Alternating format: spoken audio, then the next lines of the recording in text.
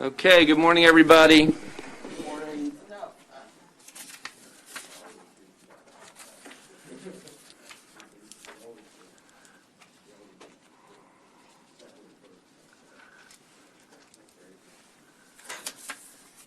All right, let's start with the concurrences. 257.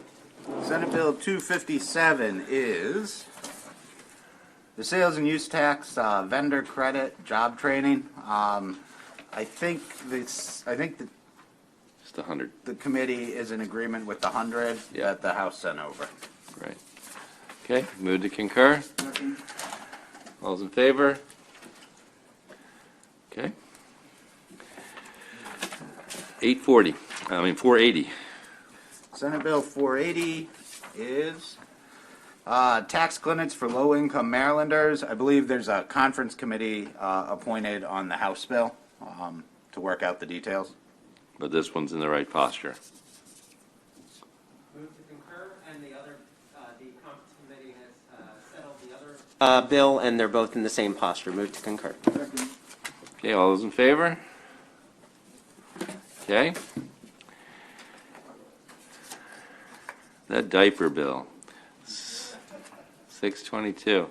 I believe this is in the same posture as the House bill that this committee already passed. The committee conformed that, or the committee agreed with the House bill. This conforms to the House bill. It is Senate Bill 622. She asked what the difference was. Oh, well, the Senate position was going to not require a report and not have a termination date. The House added a report and is going to have a termination date. Okay. All those in favor? Okay. 769. 769, the House added a study. This is Senate Bill 769, the tax credit for venison donation. So this one did nothing other than require a study. No, I don't think. Not concurrent. Didn't we put this in the same? This should be in the same. Didn't the House amend this to what they wanted? I believe so, yes. Oh, but it's more than the study. No, the amendments I'm looking at are just a study.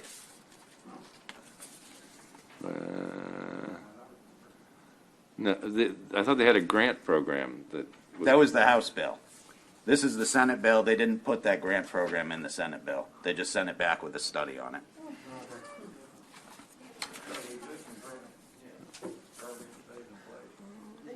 Senator Alfred, do you have some insight? I think I do. I think from my speaking with Delegate Lukey, I think there's a couple different venison tax credit bills floating around, and this is not exactly the match to his bill that we just earlier this week concurred on.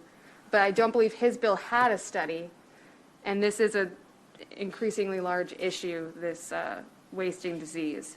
So, Oh, the wasting disease study.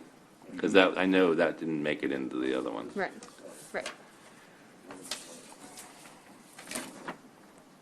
I mean, it's fine from my perspective, but Move to concur? all those in favor? Okay. 787. Senate Bill 787 is the digital advertising gross revenues tax, the income tax, the sales and use tax, the tobacco tax bill. So this was the one that said that you couldn't pass along the costs of the digital advertising gross revenues tax. There were some amendments that then took care of making the veto override on the tobacco tax make sense, pushing out the dates that had already gone by. And then the House discovered some issues with the sales and use tax on digital downloads and added in some language to try and clarify what was going on with the digital downloads tax.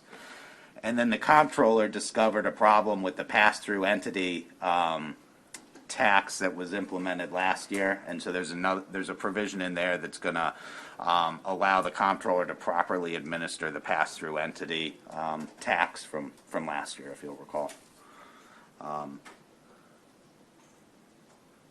So the bill does a lot more at this point.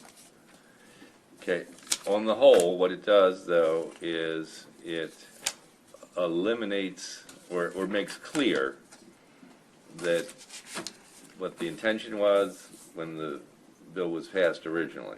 Correct. It's trying to make clear the digital downloads tax, what it applies to. And therefore, effectively, if someone were to think all those things that are included in or addressed in here were in the bill before, even though we didn't think they were, then it would have, this would actually be a reduction in those who have to pay tax, Correct. or items that need to be paid tax on. Correct. The comptroller issued its ruling, they issued a report that said what they were going to apply the digital downloads tax to, and this is in response to that report to make clear that the legislature didn't intend for some of those items that's in that report to have the tax apply to it. Okay. Senator Edwards. Thank you, Mr. Chairman. Some of us who are getting elderly here sometime have senior moments, but if my memory is correct, all of us voted for the bill 787 in committee. And the main reason is what the chairman said, because it reduced some taxes related to the tobacco thing. Well, it ensured that those taxes really were remember it never all. intended to be. So that's still in there, is that correct? That's correct. And is there anything in there that then increases any of the taxes in this? I don't believe Tax. this increases taxes. I don't see how it would based on, Okay. wasn't anything, I mean, you I said. don't think so. No. I mean, I haven't looked at the words, but certainly the discussions intended to Yeah, clarify. that was not the intent, Okay, thank you. okay? Senator Solon? Thank you, Mr. Chair. Does it add anybody to this that we maybe, that's adding to the tax? Saying that, was there another piece of this that's part of this now that wasn't before? No, taxed. it's more going in the other direction, saying people who we didn't intend to be in here are in here, now we need to get you out of here. Okay, so pretty much it's still different language, I'm assuming. Right, it's reducing a tax that the legislature never intended to be a tax. Okay, thank you. Just on that point, I mean, essentially, and this happens with all kinds of tax laws, that they're open to interpretation, and that's why the controller has authority to interpret them, and he has to put out guidance, what does it mean?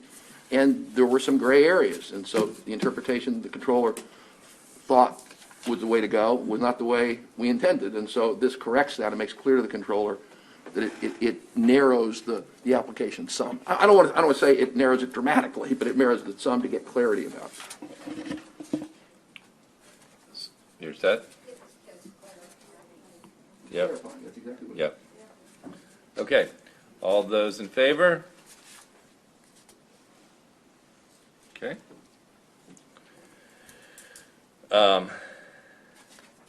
883. Senate Bill 883, you all were discussing this yesterday. This is the bill that primarily is dealing with the out-of-state premium cigar and pipe tobacco sales. The House amendments made some changes regarding the definition of other tobacco products related to pipes and some other items. We have had some discussion since then, and you have some revised language on your desks. And the revised language, basically what the revised language does is it leaves the other tobacco products definition as enacted by Chapter 37 from this year. It adds to the does not include list a tobacco pipe as defined under 11104 of the Tax General article. That's the sales tax provision. And if you go to the second page, we have here a definition of tobacco pipe being defined as a pipe made primarily of meerschaum, wood, or porcelain with a bowl designed to be used without a screen or filter. That would be carved out of the OTP excise tax and subject to the 12% sales tax here. Senator McCray? Thank you, Mr. Chair, and just, to colleagues, but was able to work this out with the House, but I think that the original intent of the bill was to make sure that our young people aren't accessing these products as much as possible, and I think that in this posture, we're continuing with that point. There was an opportunity where we had strong discussions last year with like premium cigars, and the cost of premium cigars, and that cost was in reference to why they were out of reach for young people. It's not easily accessible at a 7-Eleven or some store that they could get to be able to get to this product. And there was the opportunity that these premium pipes still fell within that space. So we left the things like top paper, rolling paper, and things of that nature, but knowing that $100 pipe or something like that, folks, that's not the premise of what it was. So we saw the opportunity for that, but we felt as though these other things that were in there are other tobacco products and wanted to leave them in that posture. Thank you, Mr. Chair. Right, and to Senator McCray's point, so the way this is crafted now, that list of the includes stays in law, and then you just have this carve out for these particular items that Senator McCray was describing. So if everyone's comfortable with this position, the move here would be to not concur, so that the bill can then get into conference to put these amendments into the bill. So, just out of curiosity, what happened to hookahs? Is that part of the definition? Hookah was still staying in there. This is a pretty popular product amongst did last year, and why we did it, Yep. but realizing that the premium tobacco pipe is still out of reach, the same way we looked at premium cigars. Got it. Okay. Senator Eckert? I was just going to say, I think this pertains to what's used in our high-end cigar shops, correct? And, because we have one in Easton, that's how I know about this. And pretty popular place on this side. But I just wanted to clarify the tax. The 12% pertains to these now, right? But the others, it's still the excise tax of 53. So when we changed this the other day, everything was going to be 12%, right? But now we've flipped it. Well, we didn't change it the other day. We were just looking at the House bill. Oh, got it. All Or right. the Yeah, House those were the House amendments. Yeah. Thank you. Okay. So to not concur. Everybody, hands up.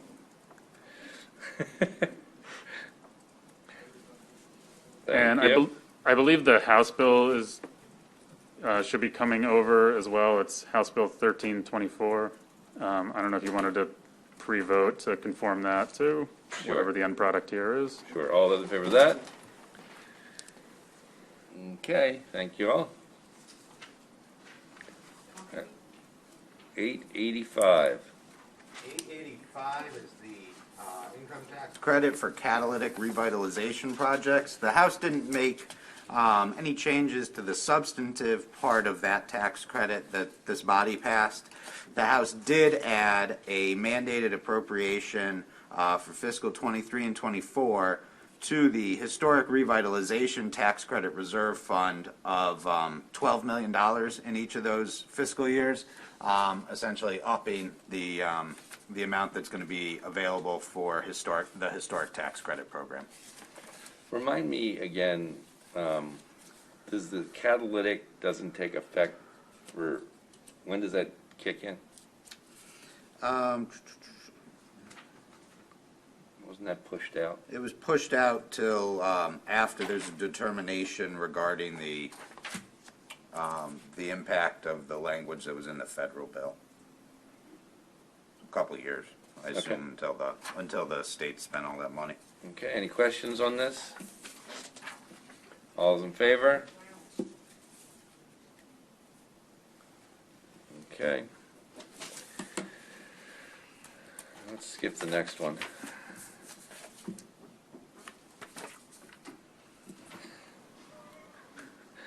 SB2. Senate Bill 2, it should be in the same posture as House Bill 2. The amendments should fix the effective date, so it's not an emergency anymore. All's in favor? Okay. 943. All right, Senate Bill 943, this is the one that deals with the two centers that were established in the original Strategic Partnership Act for USM. The House kept all of those provisions that you all had in there unchanged. What they added is a Center for Cybersecurity at UMBC for provide interdisciplinary academics and research in IT-related things. And it does require both a report as well as a $3 million appropriation for that center. Okay. All those in favor?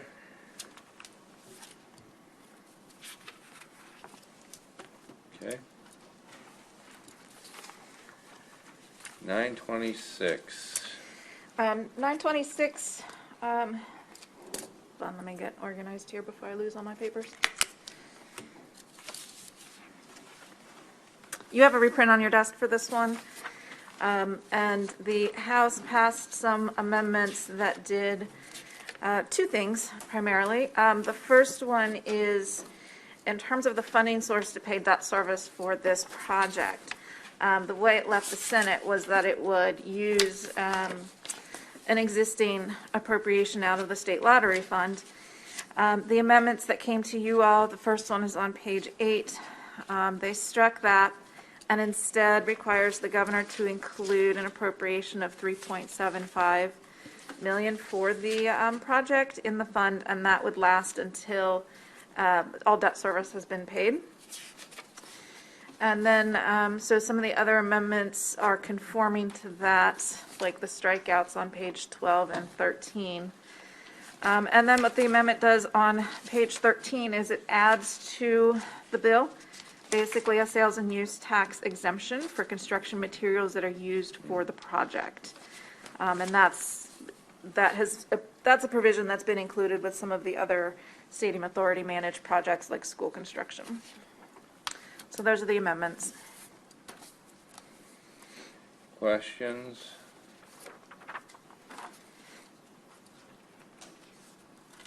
All right. All those in favor to concur? All right. Congratulations. Senator Quarterman. Good. What's that? Right.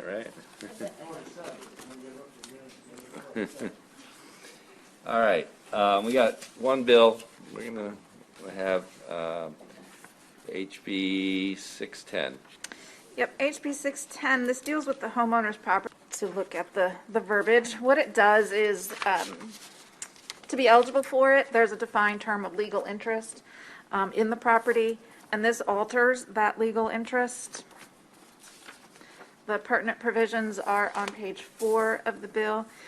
Basically, with the list of what a legal interest in the dwelling means, it adds that a surviving family member who stands to inherit the dwelling of the deceased homeowner under intestate succession or their will or trust.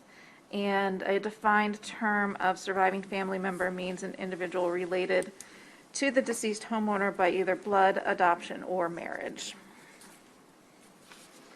So that's... And it really comes down to just a small period of time that it's trying to accomplish and deal with for somebody, right? Yeah, the testimony is that it deals with, for instance, if you have a multi-generational home and one of the person who's actually the legal owner of it passes away, the family who remains, even if, the legal proceedings around the estate aren't done yet, they can still receive the tax credit. Right. Senator Eckert. Thank you very much. Yes, this was a bill that I think most of our pro bonos around the state have encountered over the COVID year.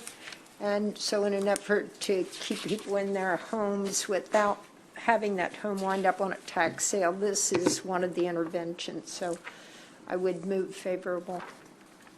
Senator Young. For how long? It is a permanent, oh, let me double check that before I incorrectly speak. Yes, it would be a permanent alteration of the law. I'm So not sure that was a, go ahead, Senator. if a 20-year-old son or daughter inherit the house, No. they get the homeowner's credit for life? Oh, no, sorry, this isn't annually evaluated. It's still, all of the other provisions pertaining to the homeowner eligibility remain in place, in terms of like your income eligibility and all of those things. This is just altering the one defined term for legal interest. It's just for the period where the The estate's going transition. through probate. Okay, yeah, that's what I wanted to know. That's it. Yep. They'd have to qualify independently if they, in the next tax year. Okay? You got it, Senator. Put it in the green for the last two concurrences. Yes, you may.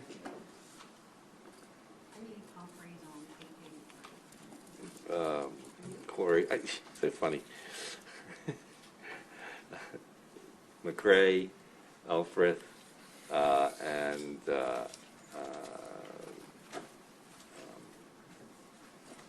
Zollings. There he is. Yeah. All right.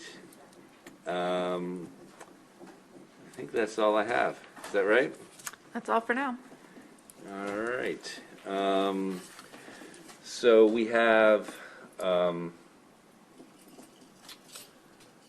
floor at 12.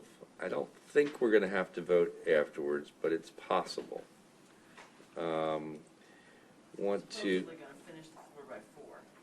What's that? But Supposedly going to be finished by 4. okay, then we'll see if we do or we don't. But I want to give. Actually, I'm going to ask Senator Zucker to give us a brief update on the discussions we've been having with the House, some of the folks over there about where I think we're going to end up on with sports betting. Okay. Thank you very much, Mr. Chairman. So the goal was to try to get sports betting done this year based on what the voters wanted, and we believe we're there. We've just been having some preliminary discussions with the House, and for the most part, the Senate bill that you saw is going to remain intact with some modifications. Mr. Chair, did you want me to go through some of those? Yeah. I think people should know what's coming. Absolutely. And I think, Mr. Chairman, that stays consistent with what we've been doing all session in terms of making sure that we're transparent and inclusive throughout this whole process with sports betting.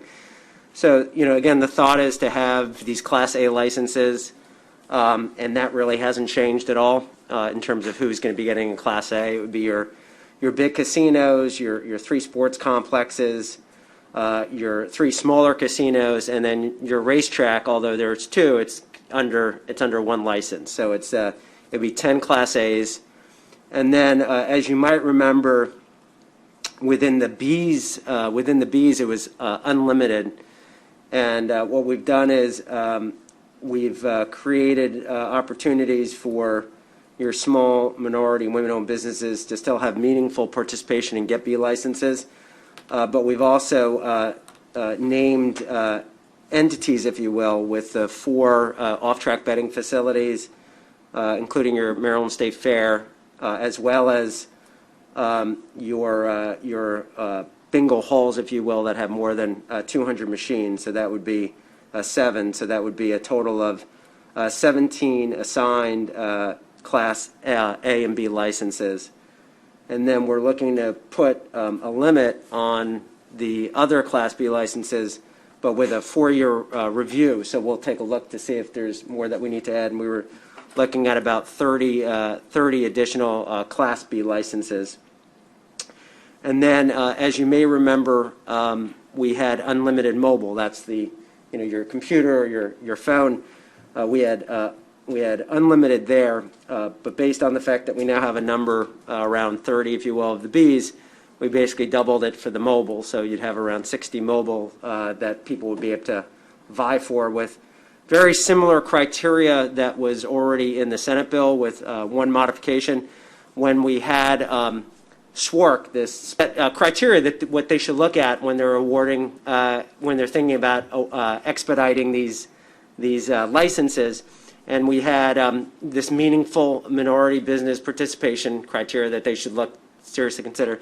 And then we're substituting one of the other languages for also they should take into consideration those small minority women-owned businesses that would be located in opportunity zone or enterprise zones as another consideration for getting an expedited license, along with the other regs that SWORC will develop independently. Again, this is just us asking them to use this as one of a consideration. They don't need to, but we're just saying that this is really a priority that they should be looking at.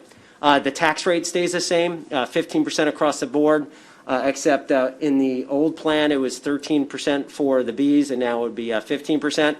Another highlight is just the licensing renewal fee. It's still going to be the 5 years, but instead of it being a set fee, it will be based on a 1% of their overall gross revenues over a 3-year average. And the HBCU language will be in there. Everything else is still an emergency bill. So everything else basically stays the same. We strongly believed, and this was something that you've heard from Senator Griffith and Senator McCray and others, quite frankly, that not only is it important to keep our casinos going 365 days a year, but also these sports complexes are also economic opportunities. So they're going to be, so the House adopted the Senate position. Nothing's changed when it comes to the sports venues being year-round. So that, Mr. Chairman, that's basically the highlights. I don't know if I missed anything, but that's basically I it. think it's a good overview. Senator? Just one or two questions. One is, so is this the agreement, or is this the likely agreement? This is, I think we're in pretty solid shape with them. Essentially, the process would be, at this point, is that we've got their bill. And we would amend that. I see, okay. Yep. So we're in control in that Yeah, sense. correct. This is basically what we're talking about doing. Correct. Second question, I mean, I remember early on, or the bill we passed out had sort of a first come, first serve approach, first in the door. So How does that work in this? yes, so from the way the Senate bill was, since there was no limit to the license, Right. it was rolling. Right. So now, with your Class A's, your bricks and mortar, they'll be up and running almost immediately after they Right. get the Sports Gaming and Lottery Commission to review their application, and then SWORC signing off on it. For your Class B's, since it's a limited pool, obviously the ones that we've named, the class, they'll be able to, once they've checked the boxes, Yeah, they'll be yeah, able to I go. get that. And then for the others, they're going to, the intent is that SWORC will look at it and make sure that those that are meeting the meaningful minority and women-owned business preference will have greater opportunity on the Class Bs to get out and going. So it won't be first past the post, it'll be judged by the commission? Correct. Okay, thank you. Thank you very much. Senator, sorry. Senator Eckert? Thank you very much. So 2 questions. Is the Riverboat in or out? So I can, if you don't mind, just for indulgence, I'm not naming them, but let me just name them if I can, Mr. Chairman, Well, on it's just. Yes. The Riverboat Yes, is a. yes. Is a. off-track betting facilities. Off-track betting So they'd be in. Off-track betting are Okay. included. And then Fair Hill is named, it's affordable, and it has a mobile license? So let me, Fair Hill wants to be able to apply, and that has not changed.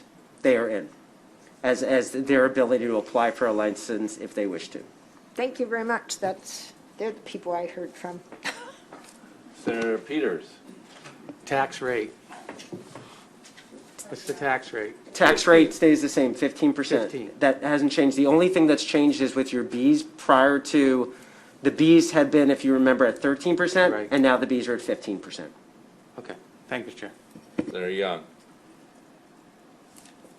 None of the mobiles go with the other license. They have to buy one, then get the other.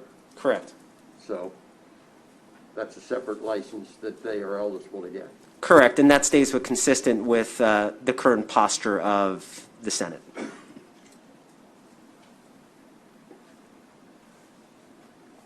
Anybody else? Okay, well, good. All right, so we'll see you all on the floor in 20 minutes. Okay, very good.